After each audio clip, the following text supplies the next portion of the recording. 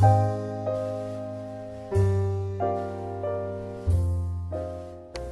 ¿qué tal? Mi nombre es Carlos Cisneros y le voy a hablar un poco acerca de la historia de la gastronomía, cómo ha ido evolucionando a través del tiempo.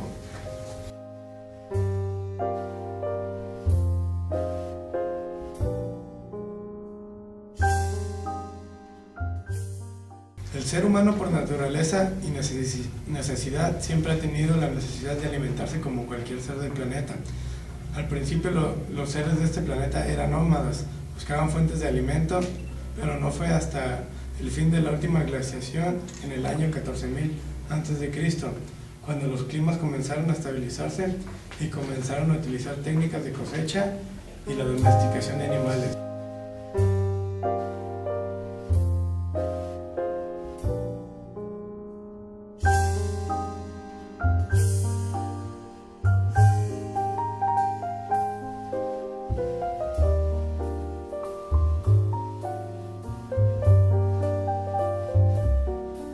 Otro aspecto importante en la historia de la gastronomía fue la conquista de los árabes y musulmanes en la península ibérica, llevando su gastronomía, su cultura y mezclándola con los nativos europeos, llevando sus condimentos como la canela, el azafrán, garbanzo, dátiles, carnes de cordero, entre otras más.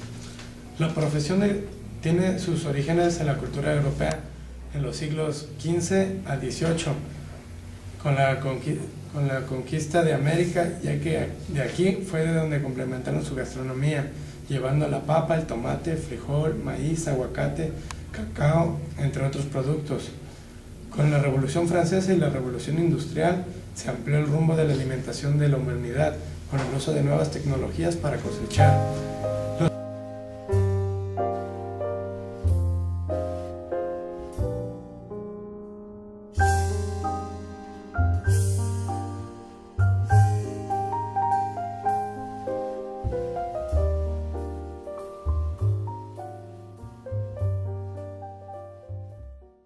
El primer chef reconocido fue el chef Auguste Escoffier, francés, con la llamada cocina clásica.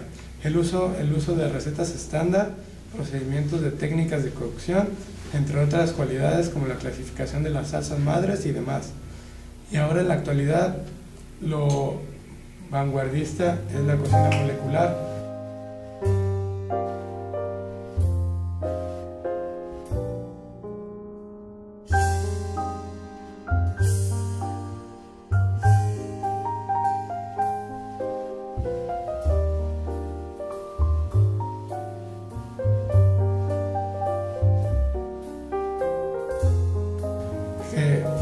El chef Adrián Ferrá, en su restaurante El Bulli, ha sido de gran innovación para la cocina y forma de comer, con el uso de geles, gases y esferas, gelatinas, entre otras formas. Una pregunta: ¿qué es la cocina molecular? Es el arte culinario que se usa elementos químicos para elaborar los platillos. Se puede decir que es una ciencia que estudia la transformación, donde los alimentos de la cocina se transforman. El término gastronomía molecular fue implementado por el científico francés Herb Diess y el físico húngaro Nicolas Curti. Y bueno, esta es una pequeña introducción sobre la evolución de la gastronomía a través del tiempo. Yo les voy a explicar la física en la cocina y por qué los distintos sabores de la preparación en ollas de barro y en metal. Muy bien. Simplemente lo que pasa al cocinar en ollas de barro o metal es la cedencia de iones. La cedencia de iones es cuando al combinar dos químicos, uno cede pues sus iones, sus elementos químicos a la otra parte de la molécula. Por ejemplo, en la cerámica, o en este caso el barro, está hecho con materiales extraídos de la tierra. Así que estos pueden tener muchos componentes como nitrógeno, oxígeno, carbono, calcio, entre otros más. Simplemente cuando cocinamos con metal, este está hecho de acero o hierro, que no tiene en reacciones químicas solamente con ácidos. Pero en particular la olla de barro, tiene muchas reacciones químicas cuando se habla del agua. El agua es un componente inorgánico, principalmente donde se pueden diluir muchas cosas. Aquí es donde hace juego la excedencia de iones, porque al tener contacto con el agua, el barro cede sus iones al liberarlos, pero el agua no los absorbe, sino que los que los van a absorber van a ser los alimentos. Muy bien, eso es. En épocas anteriores, para que las amas de casa tuvieran agua en su casa, se suministraban por parte de los ríos.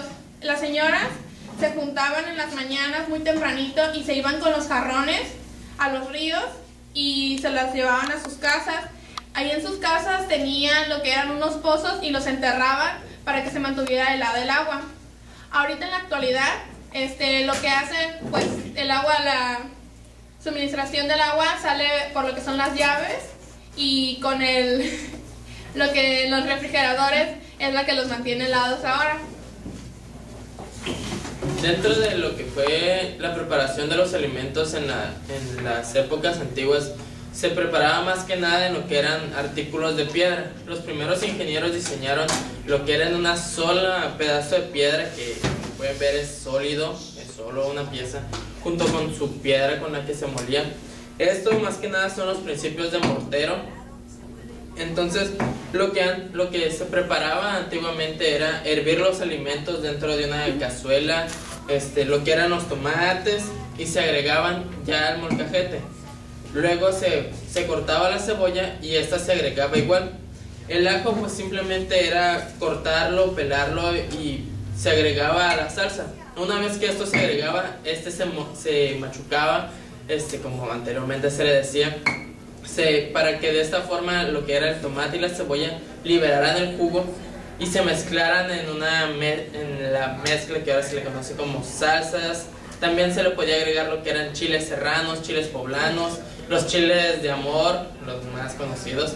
Entonces esto se daba en una gran salsa. Lo que muchos decían anteriormente de forma cómica es que la mujer tenía que estar enojada para que fuera una salsa impresionante y fuera muy picosa. Por desgracia o por fortuna, tenemos esta. La licuadora llegó a ser una gran pionera dentro de la tecnología de preparar salsas, ya que simplemente con oprimir botones, lo único que uno tiene que hacer es agregar los ingredientes, los licúa y hace casi la misma función. Muchos comenzaron lo que eran con los problemas sobre las salsas, las artes culinarias que antiguamente se tenían, ya que lo que es en nuestras regiones, como por ejemplo México o los interiores de la República, se preparaban de formas tradicionales, pero al momento de que llegó la tecnología fue cuando se comenzó una gran revolución, ya que muchos decían que era mejor hacerlo con la tecnología porque se gastaba menos tiempo y eran más sabrosas las comidas. Pero muchos comenzaron, y las personas tradicionales comenzaron a decir que la piedra era la que le daba el sabor más que nada, porque eso era lo que llevaban nuestras tradiciones más allá de no solamente lo que es una licuadora que era fría, hostil y simplemente era preparada y diseñada por alguien más, siendo que la tecnología antigua simplemente le daba ese sabor al cual las personas estaban acostumbradas. Ahora, la tecnología, como les decía, es muy importante, ya que nos permite realizarlo más rápido o en un lapso de tiempo menor. Por ejemplo, los frijoles. Los frijoles anteriormente se realizaban en ollas de barro. Ahora, con la invención de la olla express, se hacen en menos tiempo. Lo que antes duraba 2 horas, ahora puede durar 45 minutos o hasta media hora. Esta funciona por presión y calor. Tenemos una olla calentándose a gas. Esta agita las moléculas de agua. Al estar atrapadas en un mismo refractario no pueden liberarse, así que ¿a dónde se va la presión? En vez de salir hacia afuera, se mantiene y se va hacia los alimentos. Si tenemos unos frijoles, los frijoles se ven afectados en su materia atómica, ya que la presión, el calor, hace que sus compuestos químicos cambien y hagan más blandos estas habas, estos frijoles. Después de media hora se pueden observar que los frijoles se han ablandado, han cocido y tienen un sabor no tan rico como los de mamá con la olla de barro, pero sí más rápidos y más. La tecnología es muy importante para la ciencia, para la cocina.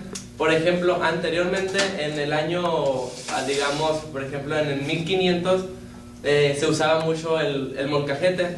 El molcajete es una simple piedra volcánica que se extrae a las laderas de los volcanes, que costaba mucho trabajo hacer una simple salsa. Los alimentos se tenían que tatemar y después ser molcajeteados con piedras.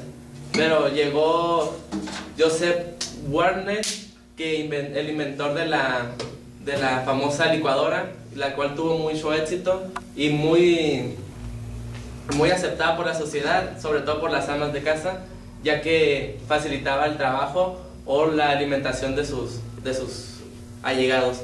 Esta funciona simplemente con electricidad, haciendo girar unas aspas con electricidad. Bueno, pues esto fue todo. Gracias por su atención. Buenas tardes.